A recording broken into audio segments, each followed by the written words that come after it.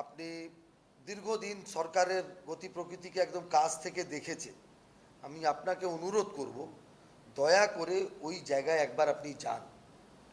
গেলে বুঝবেন সরকারি সম্পত্তির ওপরে ওপার বাংলাদেশ থেকে অবৈধভাবে ভারতবর্ষে এসে তারা ঘাঁটি গেড়েছে।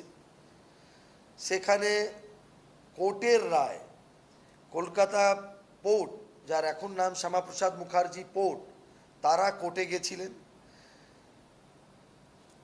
তাদের অর্ডার হয়েছে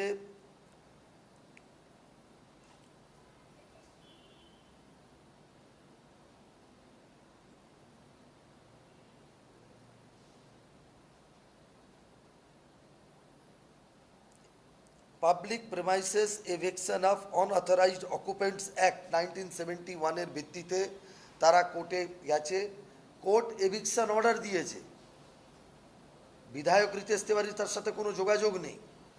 সেই এভিকশন অর্ডার ফেব্রুয়ারি মাসের, আপনাদের যদি লাগে আমি অর্ডার কপি দিতে রাজি আছি।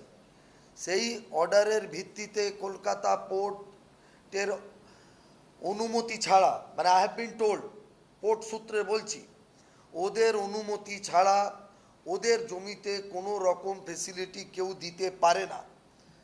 অভিযোগ কলকাতা কর্পোরেশন তৎকালীন তৃণমূল কংগ্রেসের নেতাদের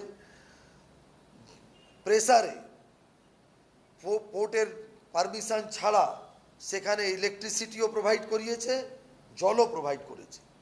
এই মুহূর্তে এর সাথে আমার কোনো যোগাযোগ নেই। পোর্ট এভিকশনের জন্য তৈরি আছে। গতকাল যাদের হয়ে আপনি প্রশ্নটা করলেন, মানে হয়ে নয়, ওদের অভিযোগের ভিত্তিতে তারা কোর্টে গেছিল। কোর্টের অর্ডার পরিষ্কার। এই ধরনের অর্ডারের বিরুদ্ধে 12 দিনের মধ্যে কোর্টে আপিল করতে হয়। তারা সেই সুযোগ হাতছাড়া করেছেন।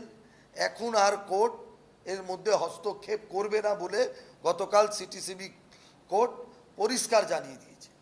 এর সাথে রাজ্য সরকারের বিধায়ক হিসেবে আমার কোনো যোগাযোগ নেই। আমি এটুকু বলতে পারি, এই দেশ কোনো ধর্মশালা নয়। যে যেখান থেকে আসবে সেখানে বসে যাবে আর তাকে সমস্ত সুযোগ সুবিধা পাইয়ে দিতে হবে, এর কোনো যৌক্তিকতা নেই। আর যারা এই ধরনের কথা বলেন, তারা আজ পর্যন্ত কাশ্মীর থেকে লক্ষ লক্ষ হিন্দুদের যখন তাড়িয়ে দেওয়া হয়েছিল, তাদের মুখ থেকে একটা প্রশ্নও বেরোয়নি। আজকে তারা খুব জনদরদি হয়ে পড়েছে। এরা কোথায় ছিলেন? দিনের পর দিন ঘটনা ঘটেছে। যখন সন্দেশখালী থেকে মেরে তাড়ানো হচ্ছিল, এদের মুখ থেকে একটা কথা শোনা গেছে? তখন হিউম্যান রাইটস কি মরে গেছিল? তখন তারা মানবিক হয়নি কেন? যে যখনই হিন্দু ক্ষতিগ্রস্ত হয়, এদের মুখ থেকে কোনো কথা বেরোয় না। আর অপর ধর্মের লোকজন এলেই উলঙ্গ হয়ে নাচতে শুরু করে। মানুষ দেখছে। মানুষ এই সময়ের বিরুদ্ধে ব্যাপক ম্যান্ডেট দিয়ে এই রাজ্যে একটি সরকার গঠন করেছে। আমরা মানবিক, আমরা নিয়মের বাইরে কোনো কাজ হবে না, মাননীয় মুখ্যমন্ত্রী ঘোষণা করেছেন। আর আমরা মানবিক বলেই এই সমস্ত ইললিগাল যে তৈরি আছে বস্তিগুলো, আমরা আমাদের সরকার 3 মাস অতিক্রান্ত হয়েছে, আমাদের সরকার ভাঙতে যায়নি কোথাও।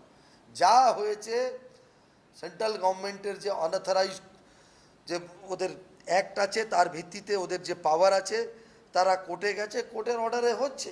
এর সাথে রাজ্য সরকারের কোনো যোগাযোগ নেই।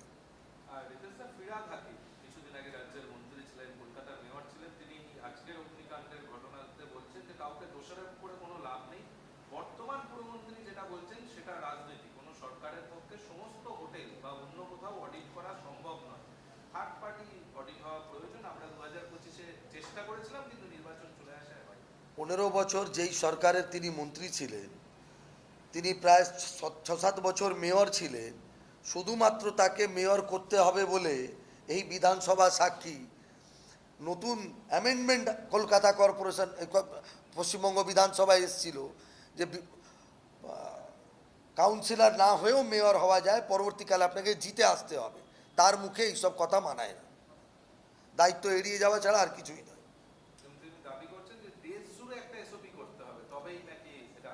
যারা নিজেরা যাদের নিজেদের ব্যর্থতার সূচি এতটাই লম্বা যে তাদের কাছ থেকে জ্ঞান শোনার কোনো প্রয়োজনীয় আছে বলে আমরা মনে করি না।